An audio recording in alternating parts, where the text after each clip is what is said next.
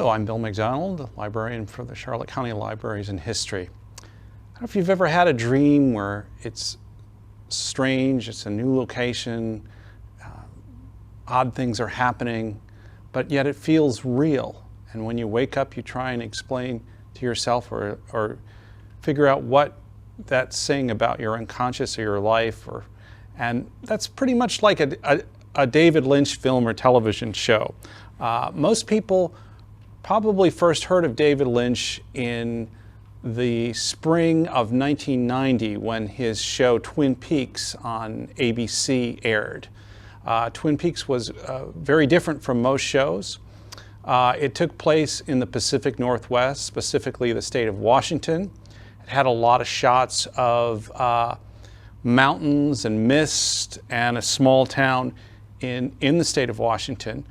The plot of the show revolved around the murder of a very popular high school cheerleader and homecoming queen by the name of Laura Palmer. Her body washed up in plastic on the shore of a lake in Twin Peaks. The cast of the show included about 25 people, and the main protagonist or hero was an FBI agent named Dale Cooper. He was always in search of the perfect cup of coffee and a great piece of cherry pie. And the one of the other principal characters was a supernatural being by the name of Bob, and Bob was quite scary. The show was unique in the fact that it combined a straight detective show with absurd comedy, slapstick humor, also mixed in soap operas because there were 25 characters and they were not only suspects for Laura Palmer's murder, but they also had their own lives and the drama in their own lives. And it also had dream sequences and was very unique and influenced a lot of television shows that we take for granted that's now on cable television. David Lynch, much like the television show, grew up in the state of Washington, grew up in the Pacific Northwest. He was an Eagle Scout. He was a lackluster student. He did, after high school, decide to go to art school to become a painter. He studied in Philadelphia. And then after a while of studying art, he decided he wanted to make his pictures and his paintings move and come alive. So he entered film school. And somewhere along the line in film school, he decided to make his own film. And it took him about 5 years. And he got various grants and funding to do this. And the film was called Eraserhead. And it was a very strange film shot in black and white about a lonely guy who fathers a child that is part human and part animal. In the beginning, when Lynch tried to get it distributed to various theaters, he didn't have any takers, but it got picked up in the midnight film circuit in the late 70s and began to develop a cult following. The film director and comic star Mel Brooks saw Eraserhead and he really was impressed by it, and he hired David Lynch to direct a film from his production company, and that film was Elephant Man. And Elephant Man ended up getting a lot of, this was in 1980, he ended up getting a lot of positive reviews, some good box office, and Lynch was nominated for Best Director from the Academy Awards. He didn't win, but his next film was the science fiction classic Dune, which is a very long and involved book that they tried to make into a movie, and unfortunately the movie was panned by critics and not too many people went to it. It ended up being a complete disaster. Lynch's next film was totally different. A film called Blue Velvet. It took place in a small town where an individual has just gotten home from college break because his father has had a heart attack, and he walks around the neighborhood and discovers a severed ear. He becomes curious about how this ear became severed, and he investigates, and he discovers that the severing of the ear was done by many unsavory and evil characters. So that film, Blue Velvet, also was nominated David Lynch as Best Director by the Academy Awards. After that, after Blue Velvet, David Lynch met a television director and Mark Frost, and they decided to develop a pilot. Originally was going to be about the death of Marilyn Monroe, but they decided to make it about a girl, high school girl, that is killed and washes up on shore, which became Twin Peaks. After Twin Peaks, David Lynch wrote and directed a prequel to Twin Peaks, which takes place before Laura Palmer was murdered, and that was called Twin Peaks Fire Walk with Me.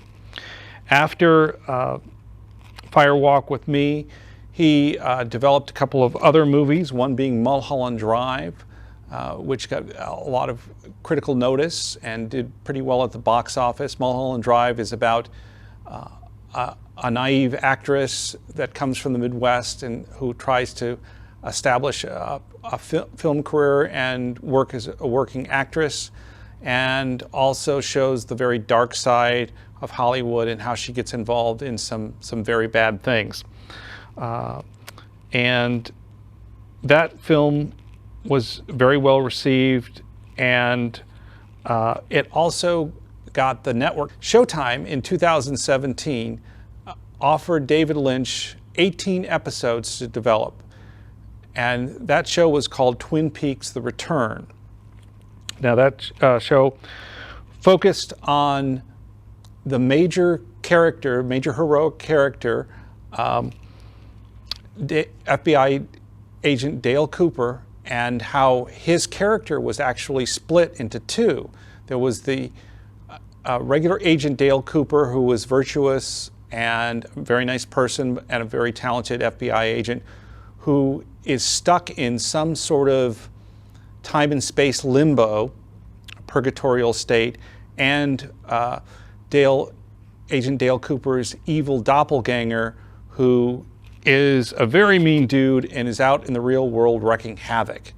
And so Twin Peaks: The Return followed these characters and many other individuals in 18 episodes, and it took place in a number of cities and states.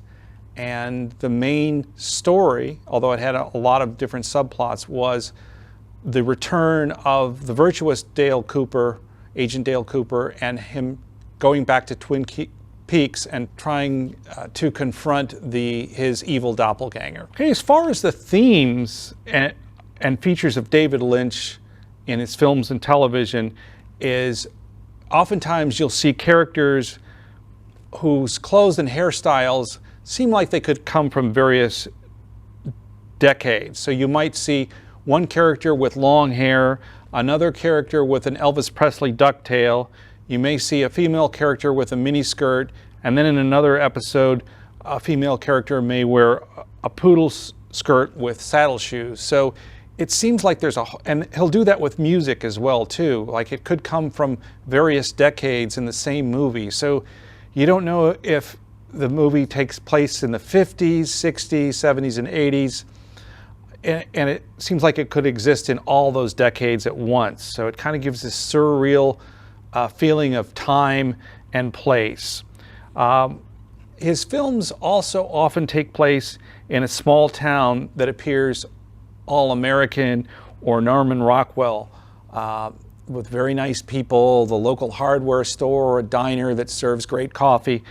But its alleys and side streets always have evil lurking in the shadows. So kind of that juxtaposition of a nice pastoral small town and evil characters kind of lurking on the side streets.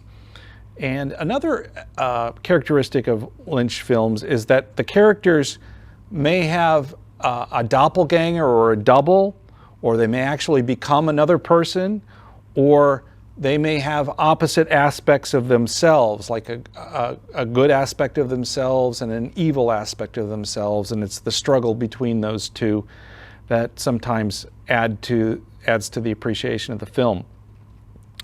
Another aspect of a Lynch film is that certain aspects appear like a dream. Somebody might toss a coin in the air, and that coin may hang in the air for 6 seconds. It gives a surrealistic quality, and then other scenes are shot very realistically. David Lynch is also a painter and a musician, and I think the best way to appreciate David Lynch is knowing that it has a dreamlike quality, that he is also a painter, and that some of his works are a little bit abstract, and it challenges you, the viewer, to find out what the story is saying, and you can discuss it with other people. You can go online and find out what this particular scene meant to the film, or what really happened to this particular character. And I think Lynch gives you a lot of opportunity to form your own conclusions. Join us in the following months for other profiles of other film directors. Thank you.